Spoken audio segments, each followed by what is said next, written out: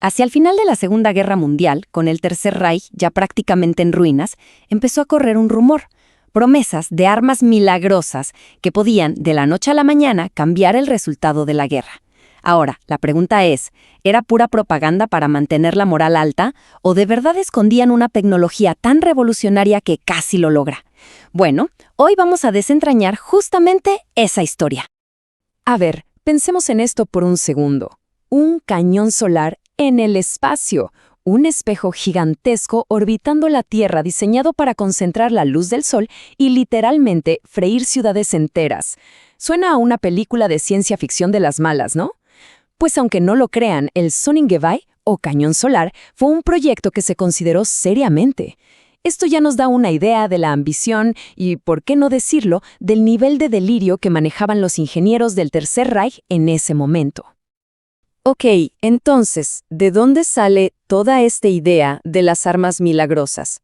¿Fue solo una ocurrencia del Ministerio de Propaganda para levantar el ánimo? ¿O había algo más arraigado en la cultura alemana que los llevaba a pensar que la tecnología podría salvarlos de una derrota que ya parecía inevitable? La palabra clave aquí es justamente Wunderwaffen. Y ojo, este no era un término técnico que se encontrara en los manuales de ingeniería militar. No, para nada. Era un término de propaganda acuñado por Goebbels y su ministerio. Piensen que la guerra ya estaba perdida en casi todos los frentes. Así que el régimen le vendió a su gente esta fantasía, la idea de una bala de plata tecnológica que de un momento a otro iba a darle la vuelta a todo. Y lo más interesante es que esta propaganda no cayó en oídos sordos, para nada. El pueblo alemán ya tenía esta especie de fe ciega en su ingeniería, en su superioridad técnica. No era algo nuevo. Venían de una larga historia de avances en artillería. Pensemos en los cañones Krupp del siglo XIX o en el famoso cañón de París en la Primera Guerra Mundial, que bombardeó la ciudad desde 130 kilómetros de distancia. Imaginen el shock. Así que, con esos antecedentes, la idea de un nuevo milagro tecnológico no sonaba tan loca, ¿verdad? Pero para entender de verdad por qué se llegó a estos proyectos tan extravagantes, tenemos que ponernos en contexto. Viajemos un momento a la Alemania de 1943. La situación era desesperada. El Reich estaba en esencia sitiado. Y ya sabemos que la desesperación es el mejor combustible para las ideas más radicales. Los bombardeos aliados no daban tregua. Eran constantes, brutales. Y la estrategia era muy clara. No se trataba solo de destruir fábricas. El objetivo era quebrar la moral, hacer que la vida en las ciudades fuera insoportable. Porque seamos honestos, cuando las bombas están cayendo sobre tu casa, sobre tu barrio, es muy, pero muy difícil seguir creyendo en los discursos sobre una victoria segura. Y mientras tanto, la economía de guerra rechinaba, estaba al límite. La producción se sostenía cada vez más con trabajo forzado. Para que nos demos una idea, para 1944, una de cada 4 personas que trabajaban en Alemania era un prisionero de guerra o un civil traído a la fuerza de los territorios ocupados. Básicamente, trabajaban en condiciones de esclavitud. Pero ni siquiera con todo ese trabajo esclavo podían competir. Era una batalla perdida en el frente industrial. La capacidad de producción de los aliados, y sobre todo la de Estados Unidos, era una bestia imparable. Alemania simplemente no podía fabricar tanques, aviones o barcos tan rápido como los perdía en combate. Estaban perdiendo la guerra de desgaste. Por eso necesitaban algo drástico, un game changer. Y es justo en este contexto de desesperación total que nacen algunos de los diseños más locos y famosos de las Wunderwaffen. La idea ya no era competir, era crear algo tan radical que anulara por completo la ventaja numérica y de producción del enemigo. Un buen ejemplo es el programa de casas de emergencia. A ver, escuchen los requisitos, porque parecen sacados de una película. Necesitaban un avión que fuera impulsado por cohetes o jets, que despegara en vertical para interceptar a los bombarderos por sorpresa, que estuviera hecho con materiales baratos como la madera y, esto es lo más increíble, que fuera tan simple de volar que pudiera pilotarlo un miembro de las juventudes hitlerianas con un entrenamiento mínimo. ¡Una locura! De ahí sale el Bachemnatter, la víbora, quizás el ejemplo más claro de esta desesperación. Piénsenlo, era básicamente un cohete tripulado de usar y tirar. La misión era prácticamente suicida. El piloto despegaba, disparaba una ráfaga de cohetes contra la formación de bombarderos y después se eyectaba y dejaba que el avión se destruyera. El único vuelo de prueba tripulado terminó con la muerte del piloto. Creo que eso lo resume todo, ¿no? Y si en el aire había locura, en tierra la megalomanía llegó a otro nivel. Conozcan al Land Cruiser P-1000 Rate, o sea, la rata. Un nombre un poco modesto para un tanque de 1000 toneladas. Para que nos hagamos una idea, un tanque pesado normal pesaba unas 60 toneladas. Esto no era un tanque, era un acorazado con orugas. Llevaba cañones navales. A Hitler le encantó la idea, claro, pero su ministro de armamento, Albert Speer, que era un poco más práctico, lo canceló. Se dio cuenta de que era un disparate. ¿Cómo mueves eso? Destruiría cualquier puente, cualquier carretera. Además, una cosa tan grande y lenta sería un blanco perfecto para los bombarderos. Un desperdicio total de recursos. Pero la lista sigue y sigue. Estaba el Silbervogel, el pájaro de plata, un bombardero suborbital. ¡Suborbital! La idea era que saliera de la atmósfera, planeara a velocidades hipersónicas y soltara una bomba sobre Nueva York.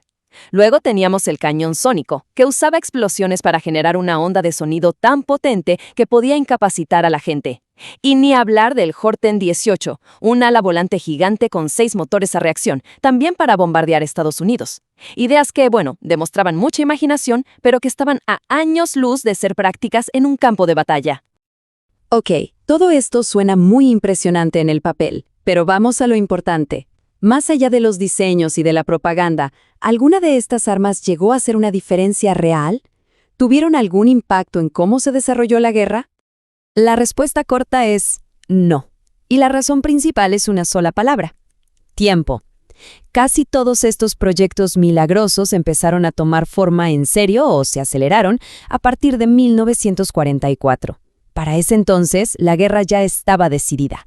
Ya había pasado la derrota catastrófica de Stalingrado, los aliados ya habían desembarcado en Normandía, Alemania simplemente ya no tenía ni el tiempo, ni los recursos, ni la seguridad en sus fábricas para convertir estos prototipos en armas producidas en masa. Y siempre surge la gran pregunta: ¿y la bomba atómica? Sí, existió un programa nuclear nazi, el llamado Uran Project, pero la verdad es que estaban a años luz del proyecto Manhattan de los aliados.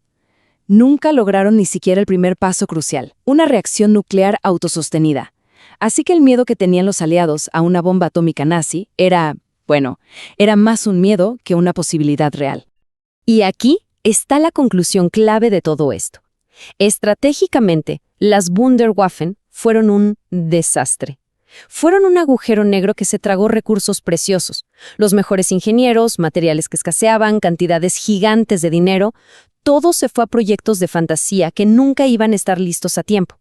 En lugar de eso, podrían haber estado fabricando más de las armas que sí funcionaban, como sus tanques o aviones de caza convencionales. Entonces, si como armas de guerra fueron un fracaso, ¿significa que no sirvieron para nada? ¿Que fueron solo un callejón sin salida? Pues no, para nada. Al contrario, su verdadero legado, su verdadera influencia, se iba a sentir durante décadas, solo que de una forma que Hitler nunca habría imaginado. Por un lado, tenemos el mito. Claro, como estos proyectos eran tan secretos y tan futuristas, dieron pie a todo tipo de teorías de la conspiración, bases secretas en la Antártida, tecnología antigravedad y, por supuesto, los famosos ovnis nazis. Todo esto es fascinante para la cultura popular, para las novelas y las películas, pero no es lo que pasó en realidad. La realidad, como suele pasar, es mucho más interesante que la ficción. El verdadero legado no fueron los aparatos, fueron los cerebros detrás de ellos, los científicos. Y el caso más famoso es el de Wernher von Braun. El tipo que diseñó el misil V2, un arma de terror para bombardear Londres, fue exactamente el mismo tipo que, años después, lideró el equipo de la NASA que diseñó el cohete Saturno V, el cohete que nos llevó a la Luna. Es una de las ironías más increíbles de la historia del siglo XX. Y no fue solo Von Braun, para nada. Al terminar la guerra, empezó una verdadera cacería, una carrera entre los Estados Unidos y la Unión Soviética para reclutar a todos estos científicos e ingenieros alemanes.